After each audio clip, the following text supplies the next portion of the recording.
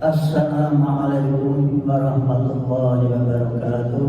Waalaikumsalam warahmatullahi Para bapak dan saudara-saudara semua yang kami hormati, marilah kita mulai kajian surat Quran malam hari ini dengan bacaan basmalah bersama. Bismillahirrahmanirrahim.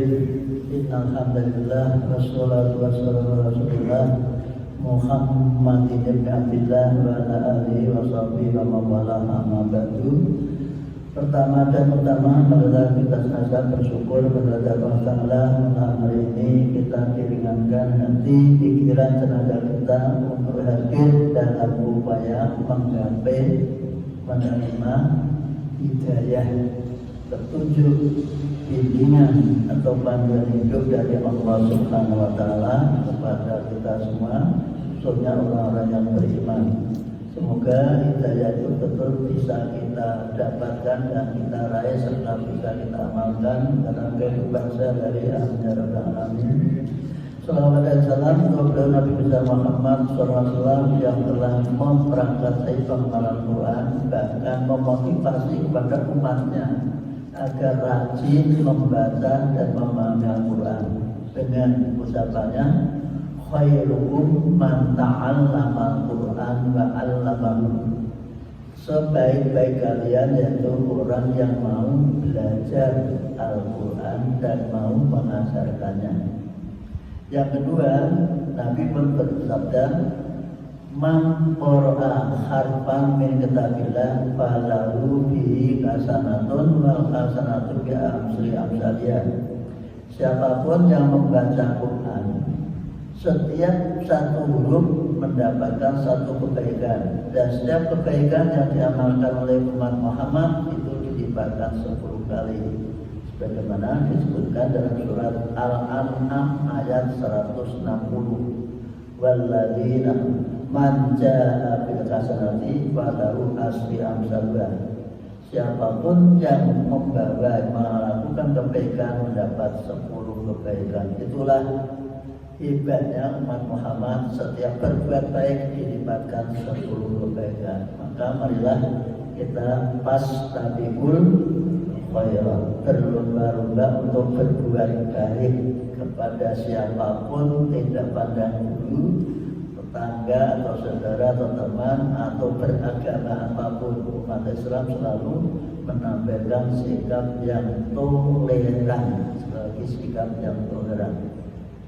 Baiklah, langsung saja kita baca Fatihah bersama.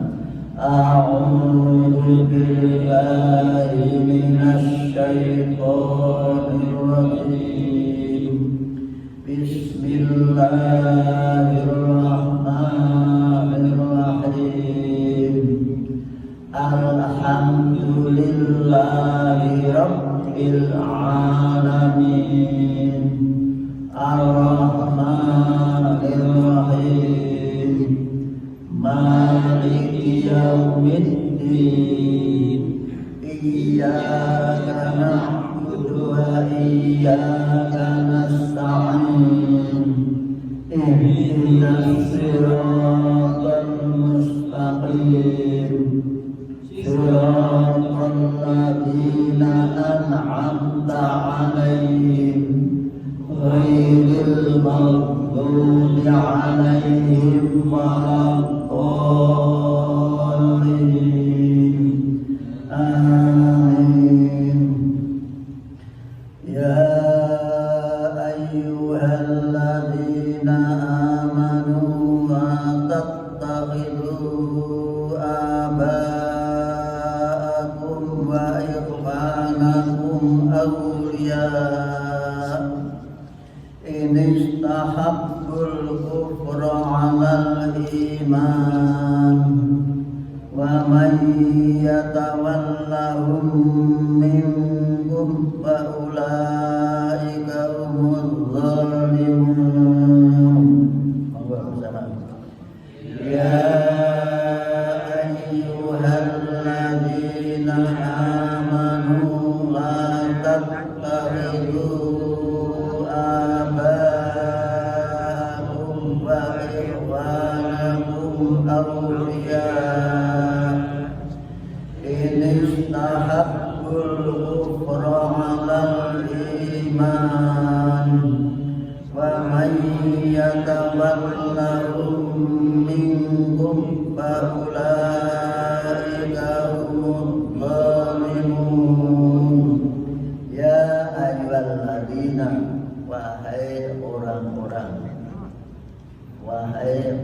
orang amanu yang mengaku beriman, orang yang sudah beriman. Kita termasuk orang yang dikitabi, yang disuruh, yang bicara oleh Allah. La tattakhidhu, janganlah. La ini disebut la nahi. Asalnya tattakhiduna fi'il mudhari, kemasukan la nahi jadi dibaca jazm. Jadi la tattakhidhu, janganlah kalian menjadikan atau mengambil. Akhoda itu mengambil, diperintah. Takhodam jadi mengambil itu menjadikan. Aku bapak-bapakmu. Ini kelas berat para bapak, supaya kita tidak menganggap ayatnya ayat radikal. Wa ikhwanakum, dan saudara-saudaramu. Aulia sebagai pemimpin, sebagai teman dekat, sebagai pelindung, wali, sebagai wali. Jadi ayat ini mengingatkan kepada orang yang beriman, kalau ada larangan mutlak itu dalam kaidah fikih disebut haram. Janganlah kalian menjadikan bapakmu sendiri atau saudaramu sekandung atau seayah atau seibu aulia sebagai pemimpin. Ini mungkin yang disampaikan Ahok itu ayat 51 ayat apa, surat Al-Maidah. Ini surat At-Taubah ayat 23. Jadi maka inilah sebabnya sebagian umat non-Islam melarang umat Islam mengerti Al-Quran. Sebab kalau mengerti, mereka dianggap radikal. Padahal ini petunjuk dari Allah.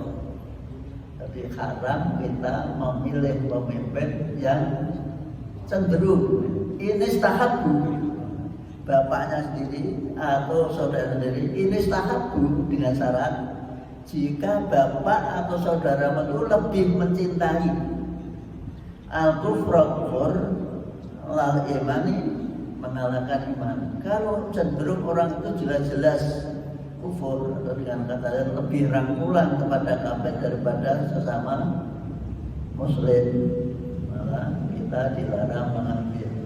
Pada ini agamanya tetap Islam, tapi dia banyak memberikan fasilitas kepada non muslim, lebih cenderung kepada kafir. Ini sudah dimengerti sedikit supaya tidak ada kata ini bukan ayat radikal. Memang betul seperti itu. Maka di belakangnya diingatkan, waman siapapun, bahasa Indonesia, minkum di antara kalian, ya tawallah, yang mengambil pemimpin kepada mereka, yaitu bapak-bapak atau saudara yang cenderung lebih memilih, lebih dekat dengan kekafiran. Maka faulaika, maka mereka itu adalah ad-dzalimun, orang yang zalim. Dan seorang orang yang zalim itu ancamannya amat sangat berat. Itu menembak sesuatu yang dapat diperintah Allah suruh memilih pemimpin, menjaga pemimpin yang seiman, ternyata yang dipilih tidak seiman. Ini berarti bertentangan dengan perintah Allah Subhanahu wa ta'ala. Ini kami baca apa adanya, tidak dikomentari, sebab nanti komentar itu nanti bisa salah paham.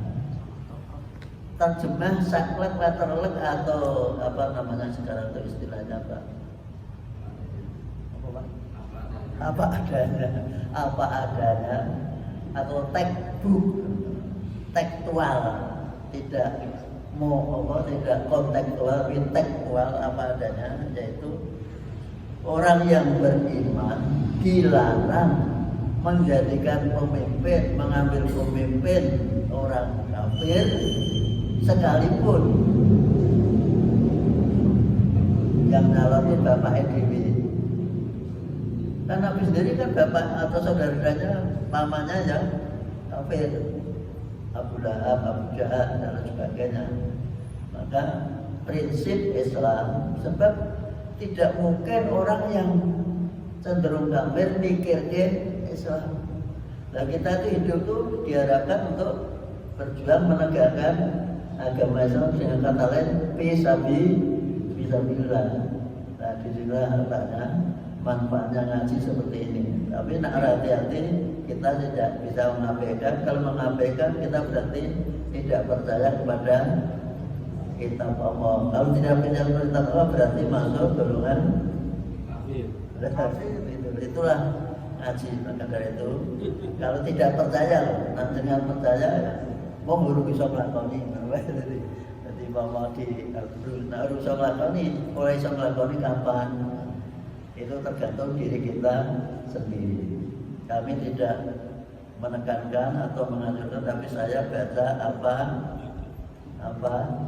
adanya, textbook atau letterlet atau dengan kata lain tekstual.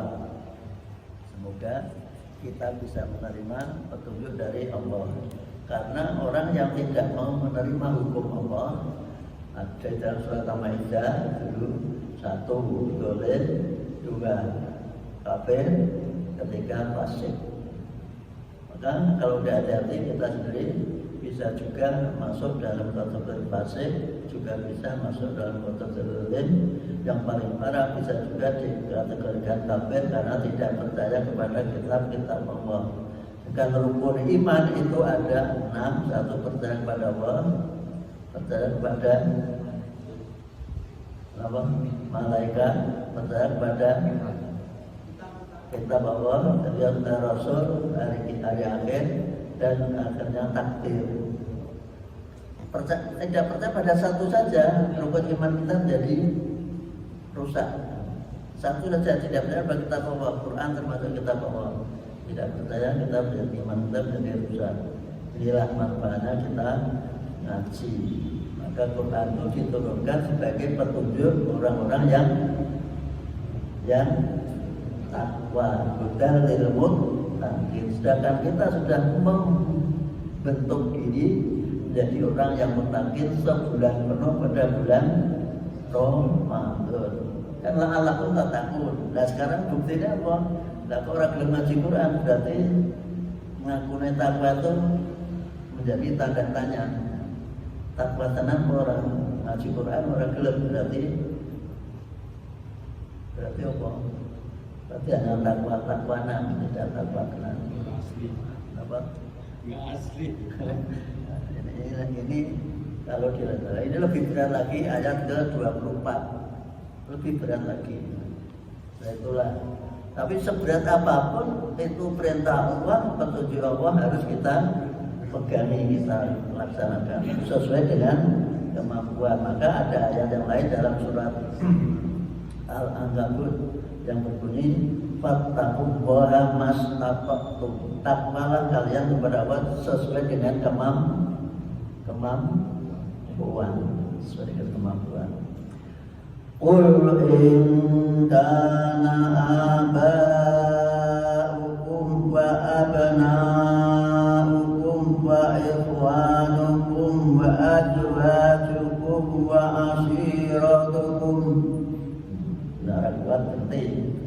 Wa ashiratukum wa amwalun iqtaraftumuha wa tijaratin takhshawna kasadaha wa masakin tardawnaha ahabba ilaykum minallahi wa rasulihi wa jihadin fi sabilihi fatarabbasu hatta ya'tiyallahu bi amrihi wallahu la yahdil qawmal fasiqin. Qul in kana aba'ukum wa abna'ukum wa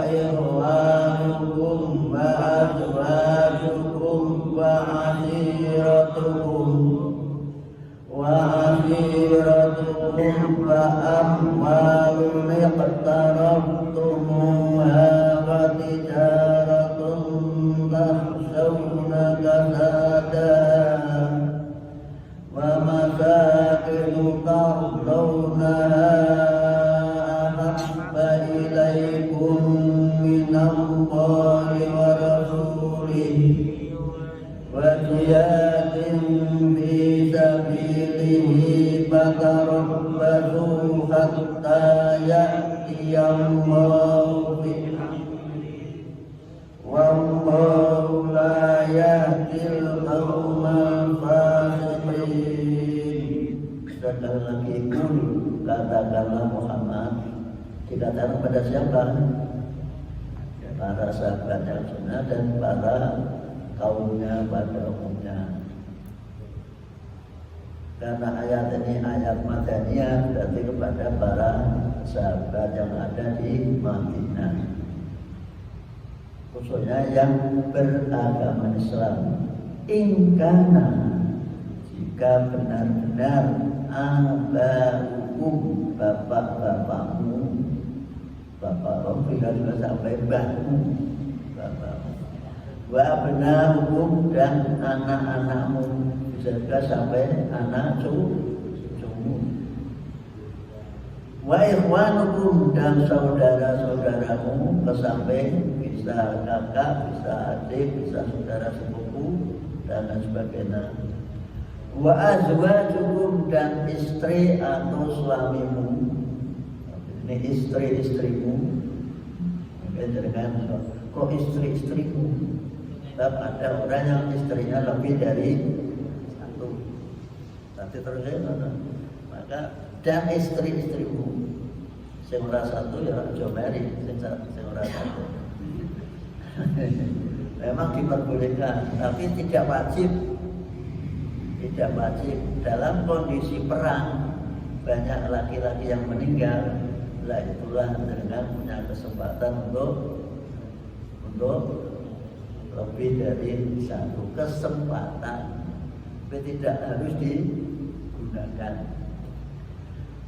Wa asyiratukum, dan keluargamu. Keluarga bisa juga yang ikut kita kan saudara, bisa juga anaknya saudara, bisa juga orang tua kita. Maka bahasanya wa asyiratukum, dan keluargamu, usroh.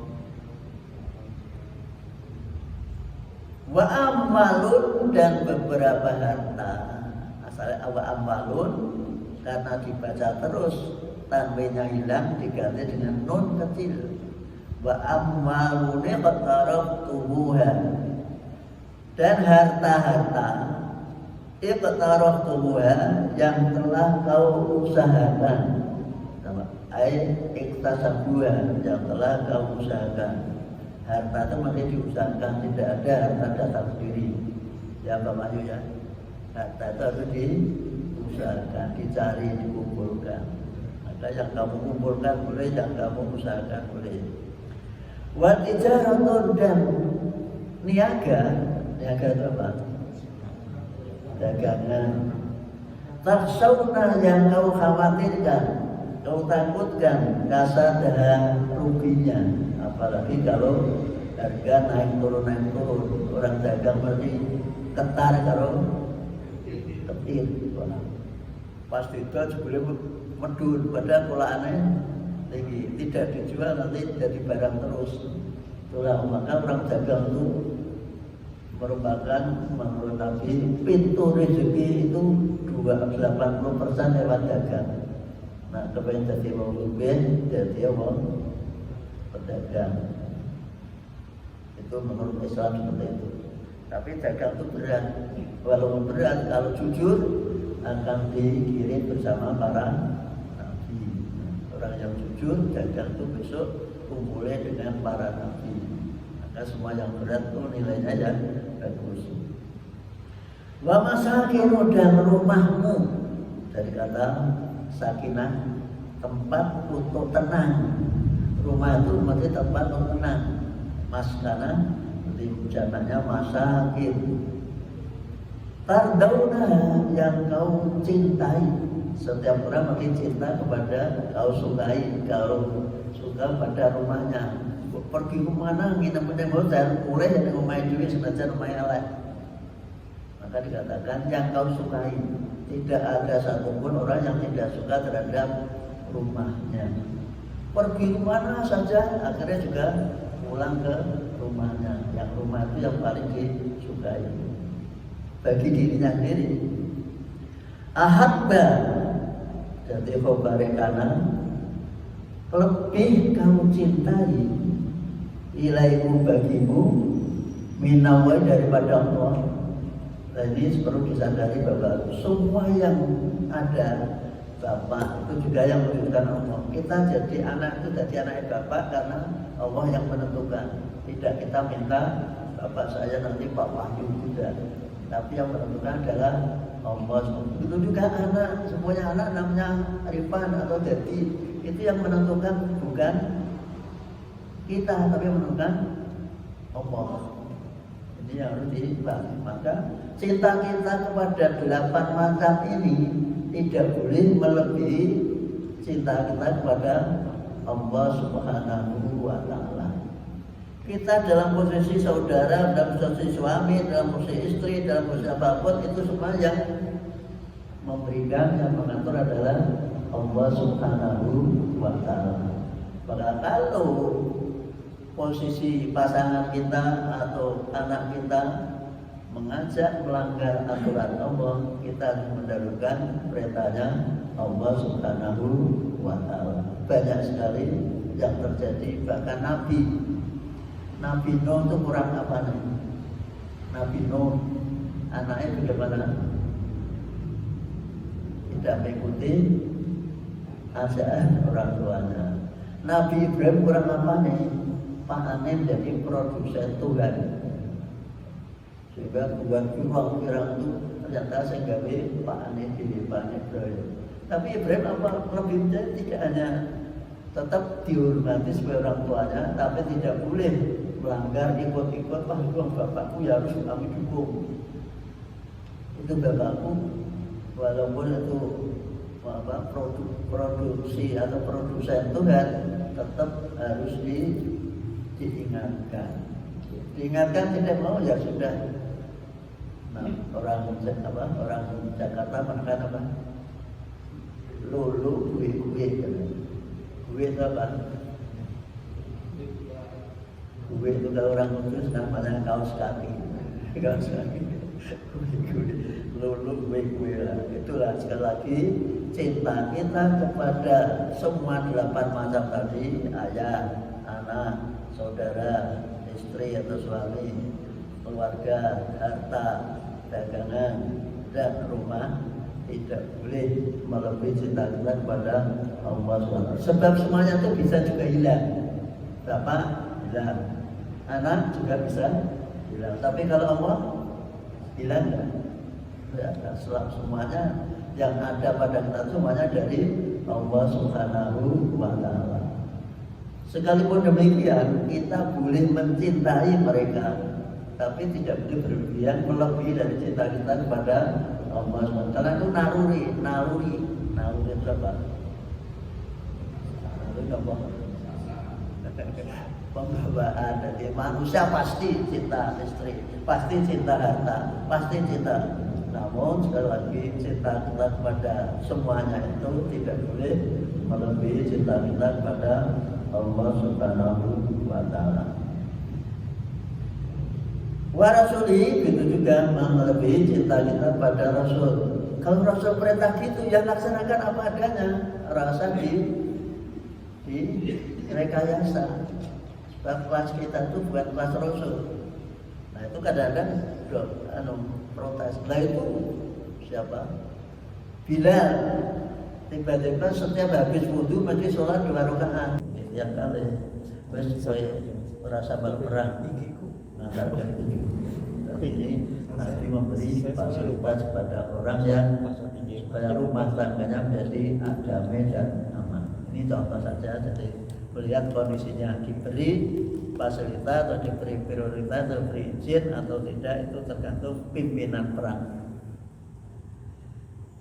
Selanjutnya patarabbasu, maka tunggulah. Kalau memang kamu mengabaikan perintah Allah, mengabaikan perintah Nabi, mengabaikan jihad di jalan Allah, maka tunggulah hatta ya'ti Allah. Nah, seperti wait and see.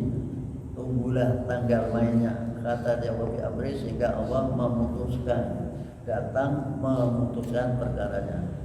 Wallahu la yahdil qaumal fasiqin, dan Allah tidak memberi petunjuk, tidak memilih kepada kaum yang fasik. Mengabaikan dan tidak itu yang tahu siapa? Allah. Dirinya sendiri. Yang dan Allah.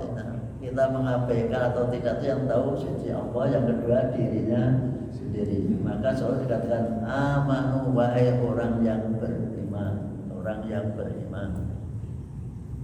Nah, fasik itu apa? Fasik itu durhaka, orang yang suka melanggar aturan itu disebut fasik. Berbeda menurut Kabi, fasik itu laki-laki yang dipotong saluran spermanya supaya tidak jadi, itu namanya juga fasik. Apa Pak? Fasik tomi, tapi anatominya fasik tomi. Dalam bahasa Arab fasik itu orang yang suka melanggar aturan. Maka kalau ada orang yang suka melanggar, membawa berita itu tidak boleh langsung diterima. Bahkan orang yang pernah melakukan perzinahan dihukum, itu tidak boleh besok jadi saksi, termasuk saksi nikah, sampai seperti itu. Tegasnya hukum Islam.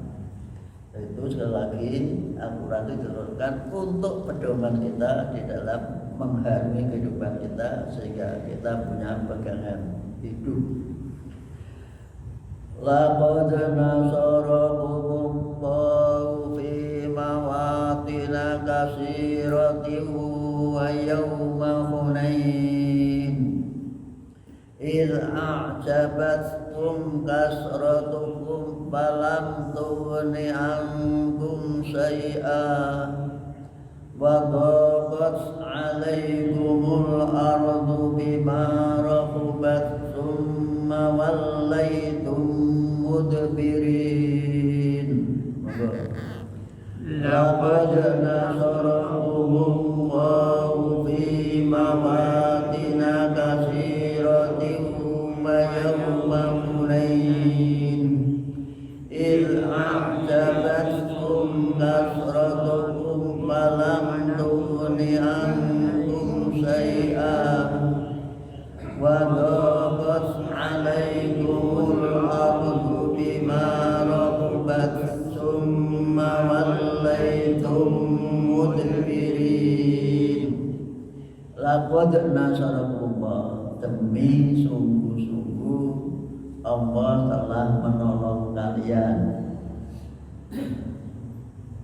fi mawatina, di beberapa medan. Itu tempat tinggal, mawat kasiratin yang banyak, di banyak tempat medan perang. Nabi sudah mengalami perang beberapa kali, selalu kondisinya sukses, menang. Wa yauma Hunain, dan ingatlah terhadap kejadian di Hunain. Hunain itu desa antara Mekah dan Taif. Yaitu kenapa harus diingat? Idh a'jabatkum, saat jumlahmu yang banyak membuat kamu terpesona, kagum, merasa bangga karena jumlahnya banyak. Ini perlu diketahui, ayatnya turun ketika habis Fathu Mekah, beberapa bulan Syawal. Kemudian Nabi itu hanya menguasai Mekah, maksudnya Mekah supaya jadi aman, jadi daerah yang terbuka untuk umat Islam, tidak dikuasai oleh syirik, musyrik atau kafir. Maka begitu Mekah dikuasai, tidak sampai terus sekitarnya diperangi juga, khusus hanya Mekah saja. Seperti uangnya tunduk kepada agama Islam, mereka langsung semua masuk Islam, dan anehnya tidak ada satupun orang yang ditawan. Itulah luar biasanya. Walaupun asal mereka memusuhi Nabi, tapi ketika Mekah dikuasai, tidak ada seorang pun yang jadi tawanan perang. Mereka dibebaskan, silahkan kalian bebas, yang penting kalian beriman kepada Allah Subhanahu wa Ta'ala. Maka daerah-daerah yang banyak terutama di Hawazin dan di Taif itu orang-orang muslimnya banyak merasa aman. Mereka membuat perhitungan, dikumpulkanlah mereka. Masa yang mengumpulkan adalah tokohnya namanya siapa? Saya catat. Namanya Malik bin apa?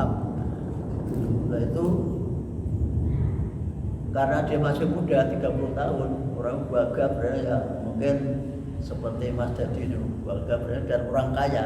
Maka dia, mari kita berusaha untuk memerangi Muhammad. Nyatanya rawani, dianggap rawani. Pada itu memberi kebebasan mereka biar berpikir.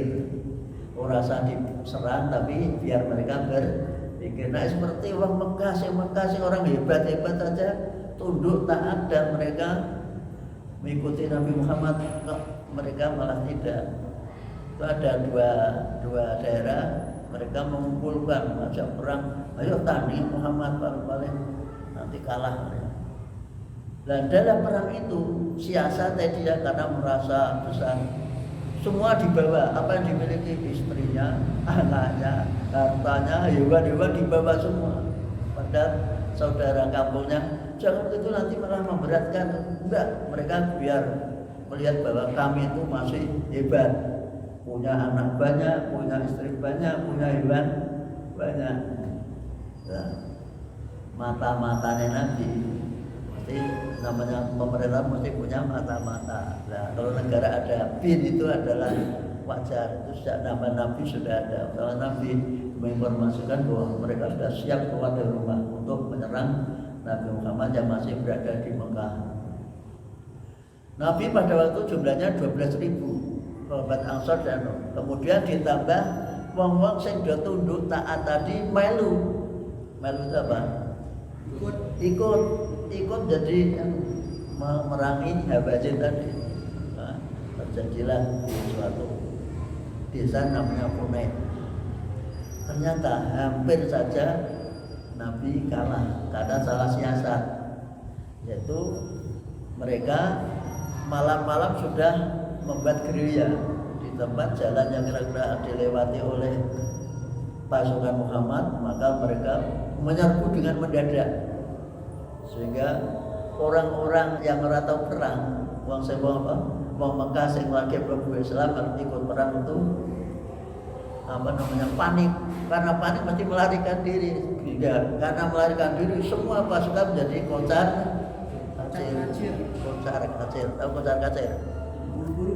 Nah, itulah maka dikatakan di wilayah Roma, a'jabatku ketika kamu mengandalkan kebanyakan, kamu berjumlah banyak kemudian bangga. Tidak boleh tak. Kebanggaan itu membuat dia Nabi Muhammad atau umatnya menjadi kepleset atau karena kebanggaannya itu lupa kepada persiapan. Malam turianku, maka tidak manfaat sedikit pun bagi kalian walaupun jumlahnya banyak. Wadaqat, maka menjadi sempitlah al-ardu bumi alaikum bagi kalian semua, sehingga karena kondisi panik tadi menjadi merasa kalau sana nanti ketemu musuh akhirnya panik. Untuk Nabi diberi ketenangan oleh Allah Ta'ala sebagai panglima perang tidak boleh ikut panik. Maka langsung, hai aku itu Rasulullah, anak Abdullah bin Abdul Muttalib, kembali lagi ke tempat. Akhirnya sebagian ada 100 orang yang kompak, akhirnya mereka sadar kembali lagi, akhirnya menjadi menang. Maka sebagai pemimpin itu harus punya jiwa yang tenang, tidak boleh ikut-ikut panik. Malu panik ya jadi kalah tenang. Ini diceritakan di dalam surat At-Taubah tentang Fathu Mekah setelah Mekah, termasuk menguasai daerah Hunain. Wa daqat alaikum ardu, bumi jadi sempit bagi kalian walaupun sebetulnya itu sangat luas. Suma walaitum, kemudian kalian berpaling, melarikan diri, mudbirin dengan nama Jawa ngarani kebirin-birin. Ternyata bahasa Arab kebirin-birin, mudbirin dengan berpaling dengan melarikan diri pontang-panting. Itu kondisi real ketika perang di Hunain. Tapi namun alhamdulillah dengan ayat berikutnya nanti akan dijelaskan bahwa akhirnya Nabi juga diberi kemenangan. Itulah riwayat tentang Fathu Mekah, dan sesudahnya dengan mengandalkan banyaknya atau jumlahnya ternyata tidak bisa diandalkan. Justru jumlah banyak itu membuat repot. Contohnya kapal pulang untuk mudik membawa muatan yang banyak justru malah repot ya. Yang ahli perang itu justru perang dengan musuh tanpa terkendali itu justru malah merepotkan, karena manusia itu banyak yang punya jiwa yang kecil, nyalinya kecil, ada yang besar. Maka para yang ditunjuk sebagai pimpinan baik kompi maupun peleton semuanya regu-regu itu harus ditunjuk orang yang punya jiwa besar, pemberani. Tidak boleh menunjuk orang yang tidak pernah bisa berbuat apa-apa. Itu dalam perang semoga ada manfaatnya, termasuk berorganisasi pun demikian. Tidak boleh menunjuk orang-orangan, karena orang-orangan mesti tidak bisa berbuat apa-apa ya Pak Edi ya. Jadi tidak boleh menunjuk salah satu anggota orang-orangan. Kita pasti rasa berbuat apa-apa. Jangan salah paham Pak.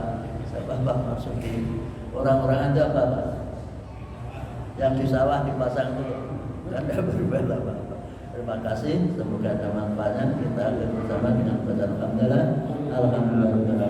Wassalamualaikum warahmatullahi wabarakatuh.